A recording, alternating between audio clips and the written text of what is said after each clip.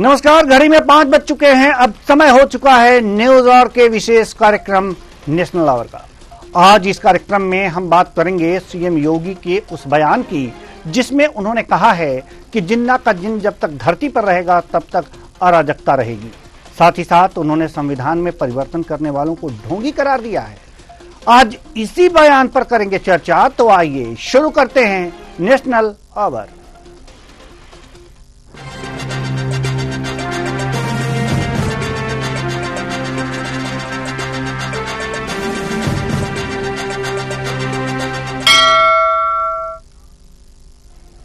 CM Yogi Adityanath ने अपने बयान में जिन्ना के जिन्न की बात कही। आखिर कौन है जिन्ना का जिन्न? कहीं अप्रत्यक्ष रूप से सीएम का इशारा सपा की तरफ तो नहीं? जानेंगे यह भी। साथ ही साथ हम यह भी जानने की कोशिश करेंगे कि भारतीय राजनीति का ढोंगी कौन है। क्या सीएम योगी ने सीधे सीधे कांग्रेस का नाम न लेकर अप्रत्यक्ष रूप से कांग्रेस पर निशाना साधा है? तो आइए शुरू करते हैं।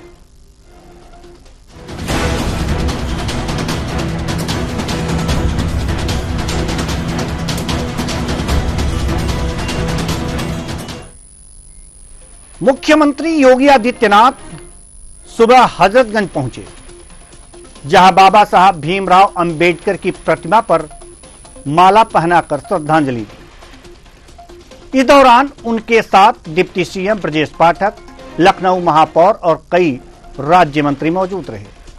मंच से सीएम ने कहा कि जिन्ना का जिन्न जब तक रहेगा तब तक धरती में अराजकता रहेगी।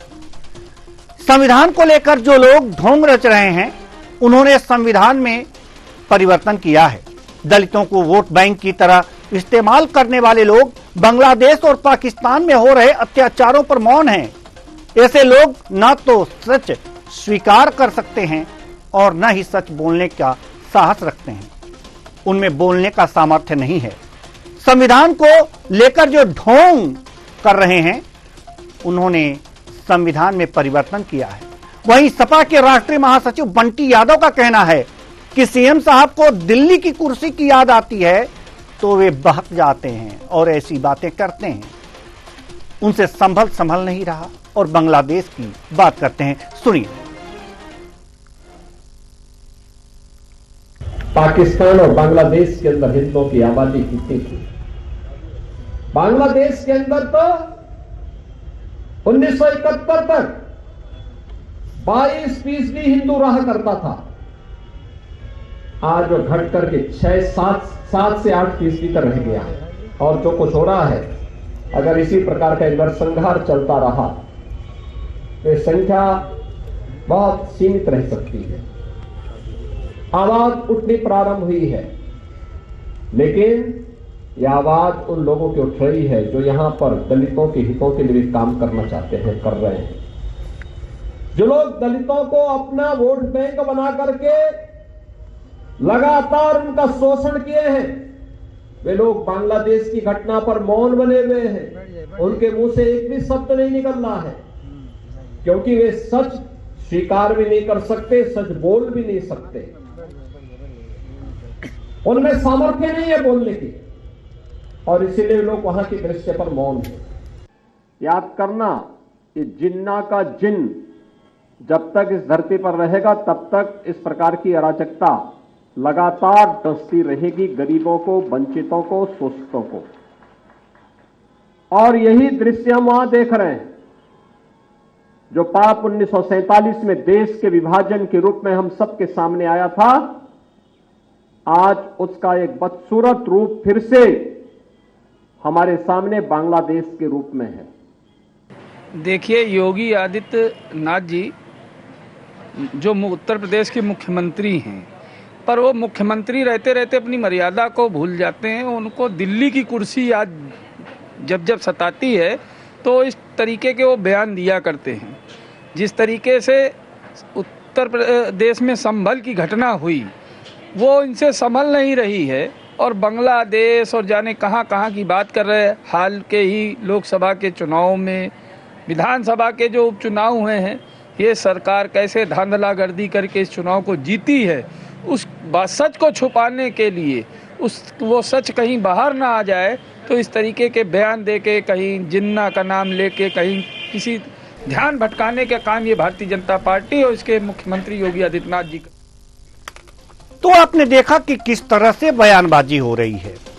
हजरतगंज में डॉक्टर भीमराव अंबेडकर की मूर्ति पर माल्यार्पण कर सीएम योगी आदित्यनाथ ने ये बातें कही और अप्रत्यक्ष रूप से सपा और कांग्रेस पर सीधे सीधे निशाना साधा। उन्होंने ये बातें कही कि आखिर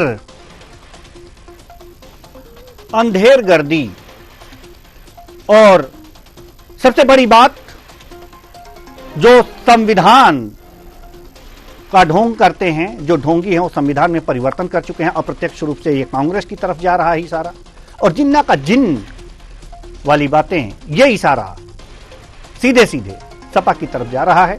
आज इसी मुद्दे पर हम चर्चा करेंगे। चर्चा के लिए हमारे साथ जो मेहमान जुड़े हुए हैं उनसे आपका परिचय करा दें। चंद्रमोहन चौबे जी, प्रवक्ता बीजेपी, जितेंद्र वर्मा जी, प्रवक्ता सपा, नवीन निगम जी, वरिष्ठ पत्रकार। तीनों मेहमानों का बहुत बहुत स्वागत है हमारे इस कार्यक्रम में। चर्चा की शुरुआत हम जितेंद्र वर्मा जी से करेंगे, प्रवक्ता सपा। आज अंबेडकर मूर्ति लखनऊ हजरतगंज में अंबेडकर की मूर्ति पर माल्यार्पण के बाद मंच से सीएम योगी आदित्यनाथ ने जो बातें कही हैं, इशारा जिन्ना का जिन्न जब तक रहेगा अराजकता फैलती रहेगी। क्या मतलब निकालते हैं आप इसका? भारतीय जनता पार्टी एक तोड़ो और फोड़ो की राजनीति करती है, जैसे अंग्रेज बांटो राज करो की राजनीति करते, तो उसी नीति को आगे बढ़ा रहे हैं। दूसरे भाषा में कहें तो अंग्रेजों के उत्तराधिकारी के तौर पे जिस तरह ये लोग देश में लोगों को तोड़ने को, धर्मों के आधार पर तोड़ने, जाति के आधार पर तोड़ने की बात करते हैं, कभी कटेंगे बटेंगे इस तरह के नारे देते हैं जो कभी देश में किसी भी उसमें स्वीकार नहीं किया जा सकते। अब ये आने वाली इनकी जो हार है उससे बचने का ये असफल प्रयास योगी आदित्यनाथ जी कर रहे हैं। कहने को तो योगी हैं, लाल कपड़ा पहन के संत कहते हैं अपने आप को, लेकिन संत वाली भाषा उनकी नहीं है। और मुख्यमंत्री संवैधानिक पद पर बैठ के जिस तरीके की भाषा मंचों से प्रयोग करते हैं वो उनको शोभा नहीं देती। माननीय राष्ट्रीय अध्यक्ष जी ने भी बात कही, वो डीएनए टेस्ट की बात कहते हैं, बताते हैं बांग्लादेश और संभल का और डीएनए एक है। अगर संभल यानी उत्तर प्रदेश बांग्लादेश बन रहा है तो ये किसकी असफलता है? तो भारतीय जनता पार्टी की सरकार की असफलता है ना। आप ही की सरकार है, आप ही के अधिकारी हैं, आप ही के दिशा निर्देश पर निर्दोषों को फंसा रहे हैं, कहीं किसी को फर्जी इनकाउंटर में मार रहे हैं। नहीं, तो जिनका नहीं, जो लोग कर रहे हैं उन पर उस पर वोट का अधिकार तो यही लोग तो कर रहे हैं। विशेष रूप से समाजवादी पार्टी का है। जो लोग ये कर रहे हैं, जिनका संभल में आमना सामना हुआ प्रशासन से, वो लोग तो समाजवादी पार्टी को अधिकतर वोट करते हैं। क्यों? अच्छा, मतलब वहाँ पे कोई देखा है किसी ने क्या? जो सरकार प्रायोजित दंगा हुआ है तो सरकार की जिम्मेदारी है। जी। अगर आज संभल उत्तर प्रदेश बांग्लादेश बन रहा है तो मुख्यमंत्री जी की असफलता है, भारतीय जनता पार्टी की सरकार की असफलता है। निश्चित तौर पर ये कुर्सी पर बैठने के लायक लोग नहीं है। अगर ये संभल बांग्लादेश बन रहा है तो इनको इस्तीफा दे देना चाहिए मुख्यमंत्री जी को, और केंद्र सरकार को भी, प्रधानमंत्री जी को भी।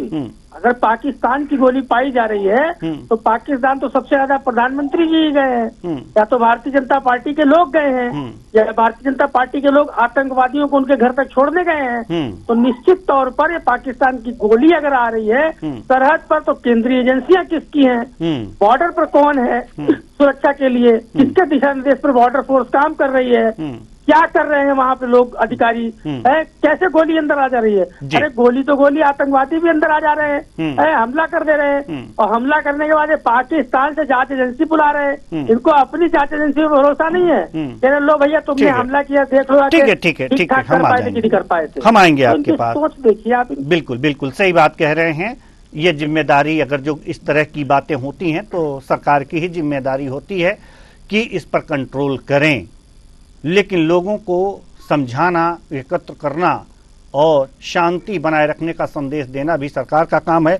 आरोप समाजवादी पार्टी का यह है, चंद्रमोहन चौबे जी, कि ये रोकना, अगर जो बांग्लादेश की तरह स्थिति यहां उत्तर प्रदेश में हो रही है तो इसे रोकने का काम तो सरकार का है। जी जितेंद्र जी, देवेंद्र जी, जिस प्रकार की भाषा अभी समाजवादी पार्टी की प्रवक्ता बोल रहे थे, अभी उन्होंने कहा कि जिन्ना, इन्होंने कहा कि बांटो और राज करो।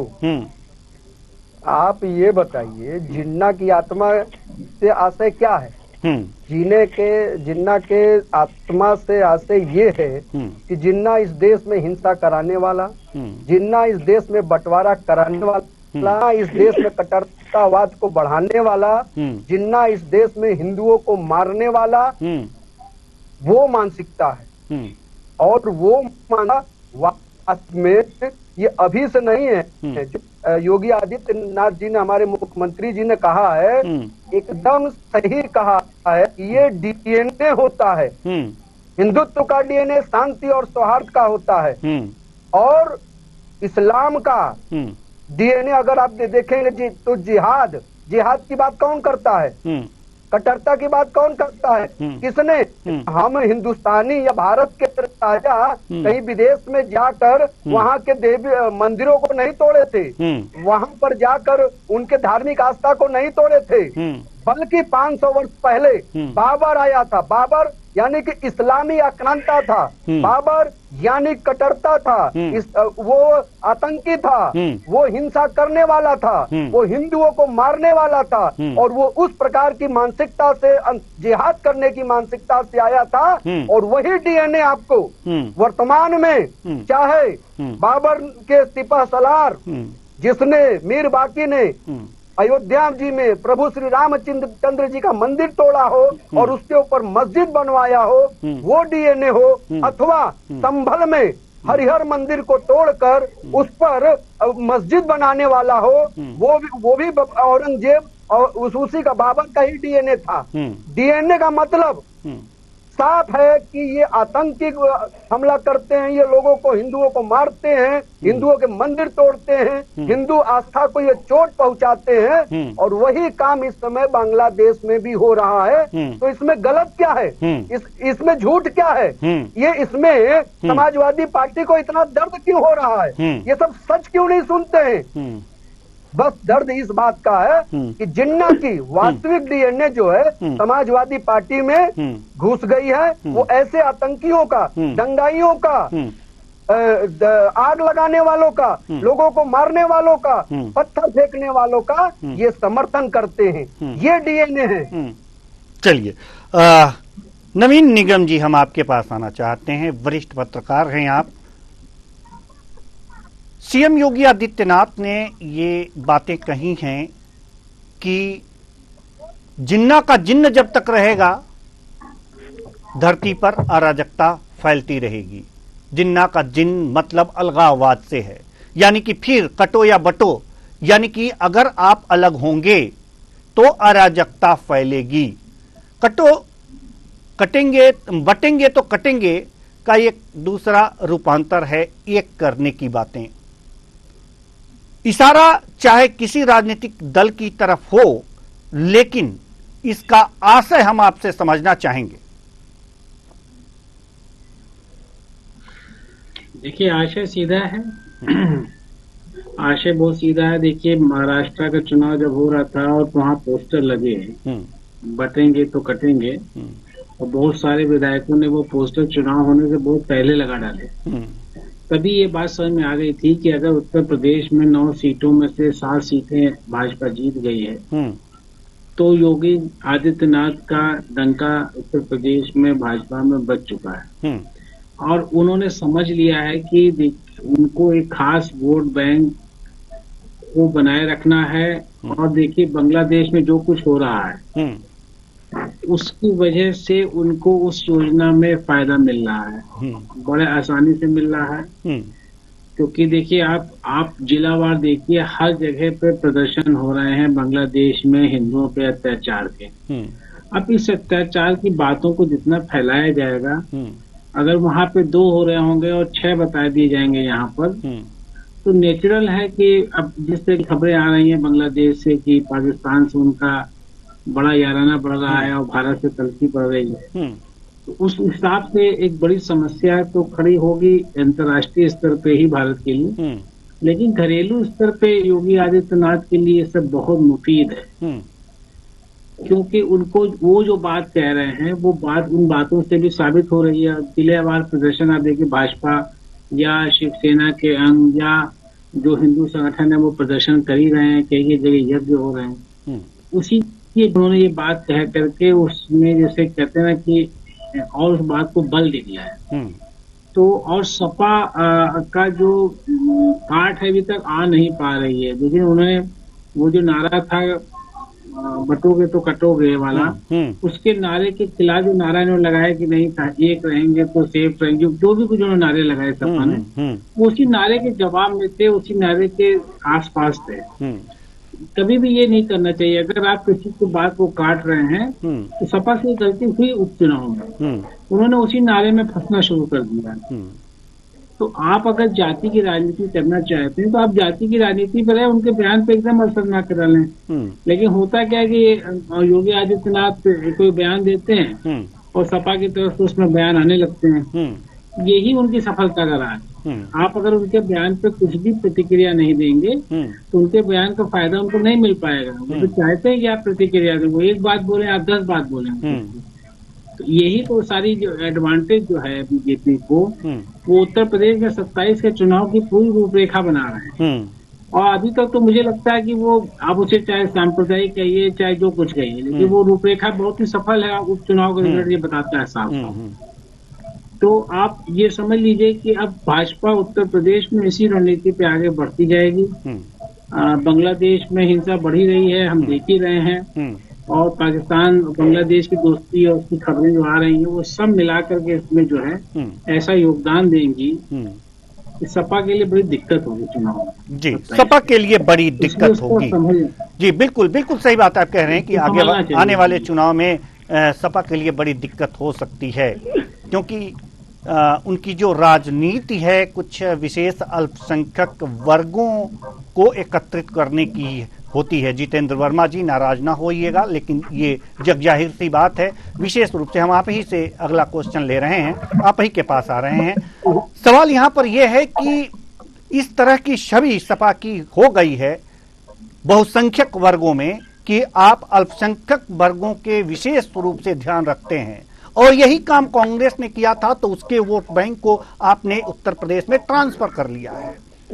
तो उसकी बात आप उसके हितों की बात ज्यादा करते हैं और बहुसंख्यक वर्गों की जो बातें हैं उनको नजरअंदाज करते हैं। क्या लगता है आपको कि इस तरह की राजनीति अगर आप कर रहे हैं तो उसमें बीजेपी को लाभ नहीं होगा? जी देखिए, 2027 के विधानसभा आम चुनाव में भारतीय जनता पार्टी बहुत ज्यादा बुरी तरह से पराजित होकर विपक्ष में बैठी होगी। हमारी डिबेट की तारीख नोट कर लीजिए जी। आगे की डिबेट तभी होगी आपसे जब मतगणना होगी जी। आपके चैनल पे हम जरूर बैठेंगे। बिल्कुल बिल्कुल। अच्छा, पीडीए, माननीय अखिलेश यादव जी पीडीए का नारा दिए और समाजवादी पार्टी ने उसी हिसाब से टिकटों का बंटवारा किया। ये हम पर विशेष धर्म के लगाव और प्यार का जो आरोप भारतीय जनता पार्टी लगाती है और गलत तरह से प्रचारित करती है हमको। हमने सबसे ज्यादा टिकट दिए कुर्मियों को, 11 टिकट। उसके बाद मौर्य शाक्य सैनी समाज को दिए, कश्यप समाज को दिए, पाल समाज को दिए, लोधी समाज को दिए, राजभर को दिए, पासी समाज को दिए, दलित में जाटो समाज को दिए। सामान्य जाति के लोगों को भी कम से कम 15 से 17 टिकट हमने दिए। कोई जाति धर्म वर्ग संप्रदाय नहीं बचा जिसको समाजवादी पार्टी ने टिकट न दिया हुआ। और पीडीए का नारा को पूरा कंप्लायंस कर दिया, पूरा इम्प्लीमेंटेशन कर दिया। नतीजा क्या हुआ? भारतीय जनता पार्टी जो 80 की 80 सीटें जीतने का दावा करती थी और 72 और 65 सीट ला चुकी थी, वो मुंह की खाके जमीन पर गिरकर तड़पने लगे। इतनी बुरी तरीके से जनता ने हराया। और तो और ये वो जगह भी हार गए, अयोध्या, चित्रकूट, बद्रीनाथ और रामेश्वरम, जहाँ ये कहते थे भगवान राम राम राम राम, ये राम राम जपते रहे, भगवान राम भी इनके ना हुए, भगवान राम ने भी इनको किनारे लगा दिया। ये बात करेंगे। भारतीय जनता पार्टी दंगा कब करवाती है? जब सोचती है कि हमारी सत्ता अगली बार चली जाएगी, या ये विपक्ष में होते हैं, सत्ता के लिए ललायित होते हैं, तब दंगा करवाते हैं। जो हमारे वरिष्ठ पत्रकार साहब हैं, विश्लेषक साहब, शायद उन्होंने ठीक से विश्लेषण नहीं किया। ये आम चुनाव नहीं था, उपचुनाव था। सरकार की बेईमानी जगजाहिर हो गई थी। पूरे देश ने नहीं, पूरी दुनिया ने वीडियो देखे थे। महिला सुरक्षा की बात करने वाले लोग पिस्टल लगा के महिलाओं को वोट डालने से रुकवा रही थी सरकार। तो आम चुनाव हुआ था, आम चुनाव होना है अब। एक उपचुनाव और देखा था आप लोगों ने, रामपुर का 29% वोट पड़ा था। बेईमानी से इन्होंने चुनाव जीत लिया। आम चुनाव में क्या हुआ? आम चुनाव में जनता ने रामपुर लोकसभा इनको हरा दी। आजमगढ़ में 4000 वोट से इन्होंने बेईमानी करके काउंटिंग में जीत लिया। आम चुनाव क्यों नहीं जीत लिया आजमगढ़? क्यों नहीं जीत लिया आजमगढ़?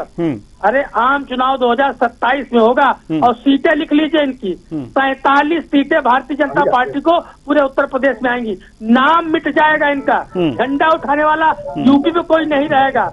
ये लोग दलितों की नौकरी खा गए, पिछड़ों का आरक्षण खा गए, ये लोग भेदभाव करने वाले लोग, गोली चलाने वाले लोग, किसानों को खालिस्तानी कहने वाले लोग, और फिर 3 कृषि कानून वापस ले लेने वाले लोग। अगर किसान खालिस्तानी था, अगर किसान आतंकवादी था, तो क्यों कानून वापस ले लिया आपने? अगर आप किसानों को किसान नहीं मानते थे, ठीक है, इन लोगों को सोचिए, जाना है सत्ता। कोई पत्रकार इनको नहीं बचा सकता, कोई विश्लेषक इनको नहीं बता सकता, क्योंकि जनता इनके साथ नहीं खड़ी है। जी ठीक है, ठीक है। विश्लेषक और पत्रकार का काम जिताना हराना नहीं होता, तथ्यों के आधार पर विश्लेषण करना होता है। वो आपके पक्ष में भी आ सकता है, आपके विपरीत भी जा सकता है, और आपकी मर्जी, आप उसे जो टैग लाइन दे दें। खैर, इसका जवाब देंगे हमारे चंद्रमोहन चौबे जी। चौबे जी, जो ये बातें हो रही हैं, ये 2027 की तैयारी हो रही है, और इस तैयारी में सपा ये कह रही है कि हम आगे जाएंगे और आप जो है 47 पर सिमट जाएंगे। जी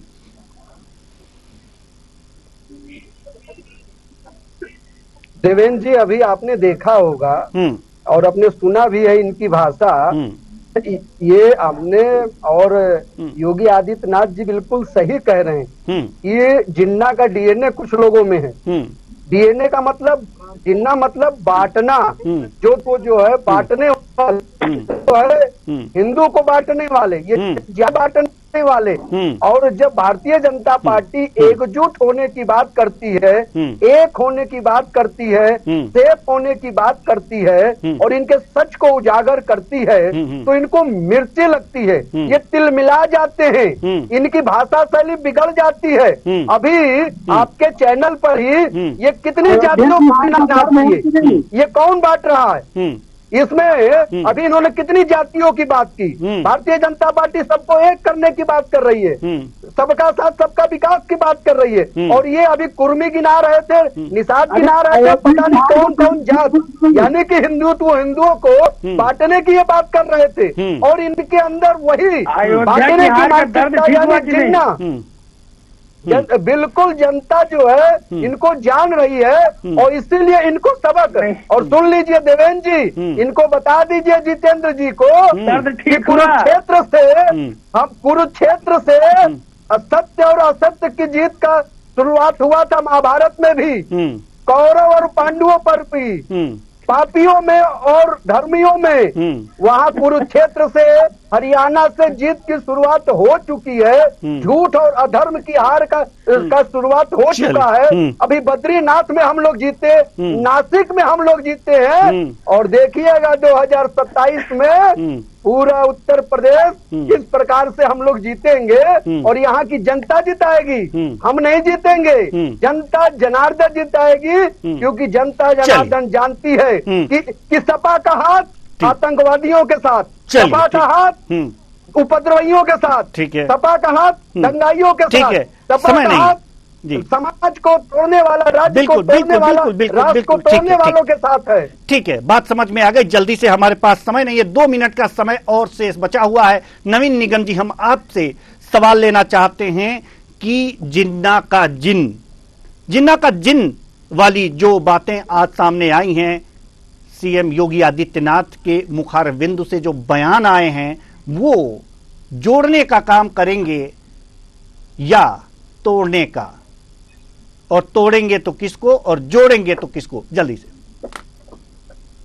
देखिए, उत्तर प्रदेश में राजनीति की जो बिसात बिछी हुई है 27 के चुनाव के लिए, उसमें दो बातें चल रही हैं। योगी आदित्यनाथ कोशिश कर रहे हैं कि जाति में लोग ना बटें और हिंदू के नाम पर एक हों, जिससे कि उनका वोट बैंक बढ़े। सपा के जो नेता हैं, पूर्व मुख्यमंत्री अखिलेश यादव, वो ये कोशिश कर रहे हैं कि पीडीए के नाम पर उनको वोट पड़े, दलित उनकी तरफ आए, पिछड़े उनकी तरफ आए, मुस्लिम यादव उनके पास हैं। ये सीधी सीधी बिसात है और मुख्यमंत्री योगी आदित्यनाथ उसमें पूरी कोशिश करते हैं कि अब ऐसा कोई बयान दिया जाए जिस बयान से हिंदुओं को लगे कि मौजूदा परिस्थिति में ये जो हो रहा है ये खतरनाक है। देखिए, आज के टाइम पे कोई भी हिंदू होगा भारत का, वो बांग्लादेश में हो रही घटनाओं को लेकर चिंतित तो होगा ही, ऐसा तो है नहीं कि चिंतित नहीं होगा, भले ही वो सपा को वोट करता हो। तो इस चीज को लेकर के वो उसको कैश करने चाह रहे हैं। सपा को चाहिए कि बांग्लादेश में हिंदुओं पर जो अत्याचार हो रहा है उसके बारे में एक सख्त बयान अखिलेश यादव को देना चाहिए, बिल्कुल, बांग्लादेश के खिलाफ, जिससे कि उनकी जो पीडीए की अवधारणा है वो बची रहे। जी बिल्कुल, सख्त बयान देना चाहिए। चूंकि समय इजाजत नहीं देता, माफ कीजिएगा जितेंद्र वर्मा जी, हम आप की प्रतिक्रिया नहीं ले पा रहे हैं। आप इशारा तो कर ही रहे थे, तो बहुत बहुत धन्यवाद हमसे जुड़ने के लिए और बातचीत के लिए। तो जिन्ना का जिन सीएम योगी के मुखारबिंदु से निकला है। कहने का तात्पर्य है कि जिन्ना का जिन जब तक इस धरती पर रहेगा अराजकता फैलेगी, यानी कि एक दूसरे से बंटने की बात होगी। जिन्ना के ही सिद्धांत पर भारत पाकिस्तान का बंटवारा हो गया, दो देश हो गए। और आज उनका अगर जो जिन्ना का जिन यहां पर रहा तो वास्तव में हर वर्ग, हर जाति, हर धर्म अलग अलग बढ़ता हुआ दिखाई देगा। सीएम योगी आदित्यनाथ के कथन में शायद यही छुपा है।